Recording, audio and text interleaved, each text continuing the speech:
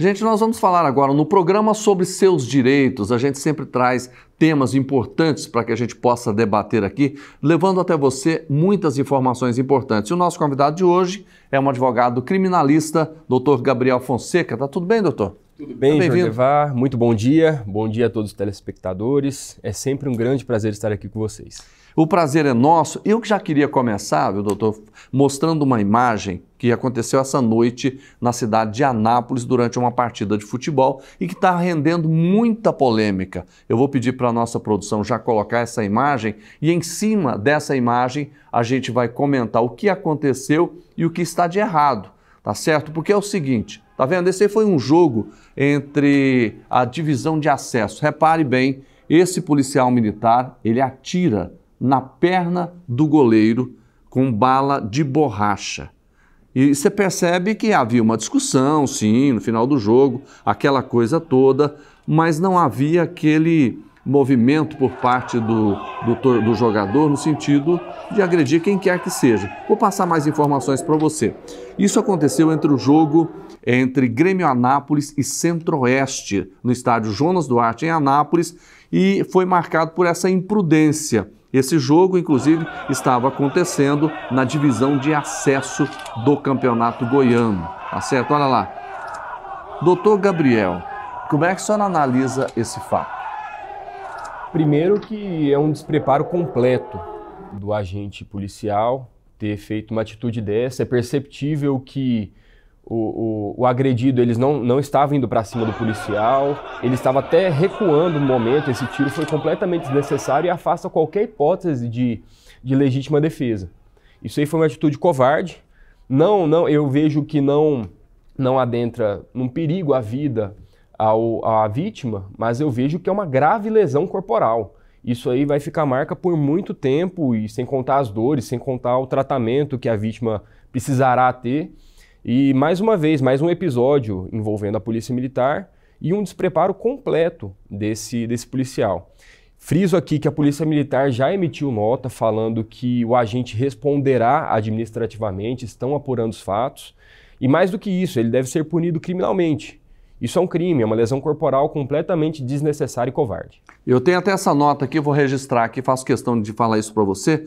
A PM na nota diz exatamente o seguinte, informa que diante do ocorrido, no final da partida entre Grêmio Anápolis e Centro-Oeste, foi determinada de imediato a abertura de um inquérito policial militar chamado IPM pela Corregedoria para apurar os fatos com o devido rigor. A nota diz ainda, ressaltamos que o disparo efetuado foi feito com munição de elastômero, conhecida como bala de borracha, armamento menos letal. A PM reafirma seu compromisso com o cumprimento da lei. Reitera que não compactua com qualquer desvio de conduta praticado por seus membros. Aí cabe lesão corporal, doutor? Cabe lesão corporal, com certeza, lesão corporal grave. Porque a lesão corporal ela é dividida em leve, média e grave.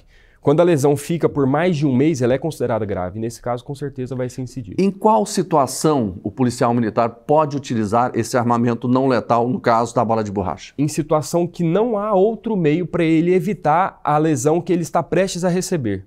Por exemplo, se nessa imagem nós víssemos o rapaz, a vítima, indo para cima dele, completamente sem nenhum tipo de pudor, de maneira muito violenta, aí tudo bem. Ele estaria atacando o policial, por exemplo. Exatamente, ele estaria atacando fisicamente o policial. Agora, da maneira que estava, na distância que estava, o rapaz ainda não fez menção de ir para cima, ele estava recuando, estava provavelmente proferindo algumas palavras, mas não estava indo para cima. Isso não justifica o tiro dado. Tá certo, são situações que geram muita polêmica e a gente traz para cá para debater. Inclusive a nossa produção vai preparar uma outra imagem que gerou muita polêmica nas redes sociais por se tratar de pessoas famosas. Nós estamos falando dessa imagem que envolve os filhos do cantor Gustavo Lima e da Andressa Suíta. Eu estou falando daquele vídeo que foi postado no story da Andressa Suíta, que ela mostra o filho, né? Não é nem adolescente, é criança de 7 anos, olha lá, dirigindo um carro. Está numa propriedade particular, mas do lado está a outra criança que é mais nova ainda do que o filho de 7 anos do Gustavo Lima e da Andressa Suíta. Ele está dirigindo esse veículo, A filmagem foi feita pela própria mãe e foi divulgada nas redes sociais da Andressa Suíta. Pergunto para o Dr. Gabriel Fonseca, mesmo sendo numa propriedade particular, esse menininho dirigindo esse carro, pode haver uma infração de trânsito aí ou não? Já foi determinado, inclusive, foi aberto um inquérito para ver, para apurar se haveria nessa situação um crime, e foi entendido que não tem nenhum crime, que em propriedade particular é permitido esse tipo de situação. Situação essa que eu não concordo. Quando nós analisamos o artigo 310 do Código de Trânsito, ele fala que é crime você permitir alguém que não tem habilitação, que não está em condições de dirigir, fazer esse uso de veículo automotor. Foi justificado também que o veículo é autônomo, ele é muito tecnológico, ele mesmo faz os caminhos, mas e se houver alguma falha? Quem irá recorrer? Ela no banco de trás conseguiria reparar a falha? E se tiver alguma vítima, se alguém for atropelado, o que aconteceria? Poderia ser punido ou não? Então esse tipo de situação, principalmente de pessoas famosas, eu vejo que deve ser evitado. Pode influenciar negativamente com outras pessoas. Olha, é interessante a gente ressaltar, eu pego também pelo lado do exemplo, né? Uma imagem dessa postada numa rede social da Andressa Suíta, que tem milhões de seguidores, é um péssimo exemplo. Não temos como falar outra palavra a não ser isso. Porque o que acontece? As pessoas vêm e falam assim, mas eu posso deixar meu filho também dirigir. Nós não estamos falando nem de adolescente, nós estamos falando de criança, um menino de 7 anos de idade. Agora eu queria até complementar, a avaliação foi de que não houve infração de trânsito por se tratar de uma propriedade particular. O condomínio fechado também se considera uma propriedade privada? Pela lei é considerado uma propriedade privada. Aí a pergunta é o seguinte, se num condomínio fechado, que tem muitos moradores, uma criança pegar um carro, dirigir e cometer um crime, vamos dizer, a criança não comete crime, mas se atropelar alguém, por exemplo, que configuraria um ato infracional? Sim. Na verdade, a criança e o adolescente, eles cometem ato infracional, como você relatou. Mas aí os pais, eles vão assumir essa responsabilidade. A consequência do ato também é refletida nos pais. E aí pode ser caracterizada como, vamos supor que ocorre a morte de alguém, de algum pedestre. Pode ser caracterizado tanto como homicídio doloso quanto culposo.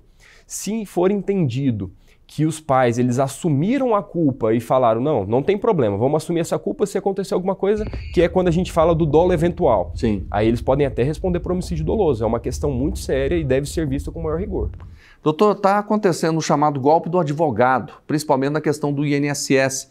Pessoas que se passam por advogados ligados a um escritório conhecido, né, eles entram em contato com vítimas, porque as pessoas, mas como? O processo é público, né? Então lá tem os dados, ele pode entrar em contato com essa pessoa. O que fazer para evitar esse tipo de golpe? Esse tipo de golpe, os golpistas, eles acessam sites que fornecem informações e conseguem informações dos clientes, se passam por fotos de advogado em WhatsApp, logo de escritórios, e com isso eles conseguem acesso ao cliente e falam que você tem uma quantia para receber daquele processo que estava tramitando, só que para você receber essa quantia você tem que depositar tanto. Isso não existe. É sempre bom desconfiar de quando alguém entra em contato com você e você não tem aquele contato. Por que o escritório, aquele advogado, ele já tinha um contato com o cliente e agora foi tido um contato por outro meio? Então tem que ficar desconfiado em relação a isso. Quando essa situação acontece, tente entrar em contato com aquele canal que você já havia tendo uma comunicação e tente também acompanhar o processo. Porque quando você está vendo o processo, você está sabendo tudo o que está acontecendo. E aí fica mais difícil de cair nesse tipo de golpe. Estão aí as dicas, né, para você não ser vítima de mais um golpe. Nós agradecemos muito, mais uma vez, a participação do Dr. Gabriel Fonseca, advogado criminalista, participando do Agora Goiás. Doutor, obrigado, bom dia para o senhor. Muito obrigado, Jordevá, sempre um prazer estar aqui. Prazer é nosso. Vamos...